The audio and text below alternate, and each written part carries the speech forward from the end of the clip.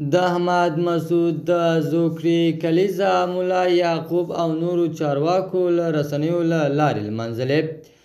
د افغانستان د ځپونکو بدلونونو سره چې ځینې خلک په کې بې واکه شوي، احمد مسعود په مختلفو تورنوي نن په ټولنیزو رسنیو کې ملا یعقوب او نورو چارواکو د نوموړې کلیزه لمانځلې ده.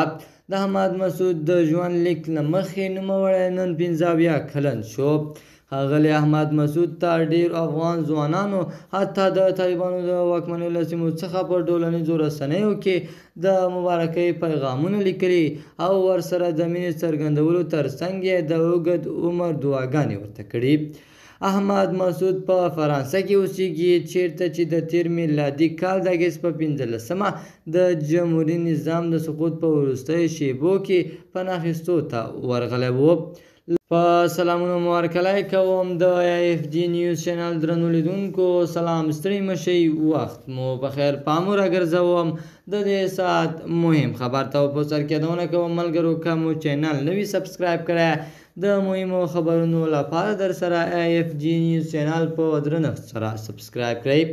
ننګرهار دره نور کې د نورستان امنیه قومندان محمد یوسف جمالزي اړوند په رینجر د پنجشنبې ورځې غرمه مهال د سړک غاړې ماین چاودنه وشوه چې د وروستیو جزئیاتو له مخې د سپرو طالبانو او ماشومانو په ګډون پکې 6 تنه وژل شوي وو او 4 تنه نور ټپیان شول. د معلوماتو مطابق رینجر کې د ښاغلي جمالزي د کورنۍ غړي وو، خو ننګرهار لپاره د طالبانو امنیه قومندانۍ قرباني ماشومانو د مدرسې زده کوونکو او دغه چاودنه د یوې زړې مرمۍ د چاودېدو له امله بولي.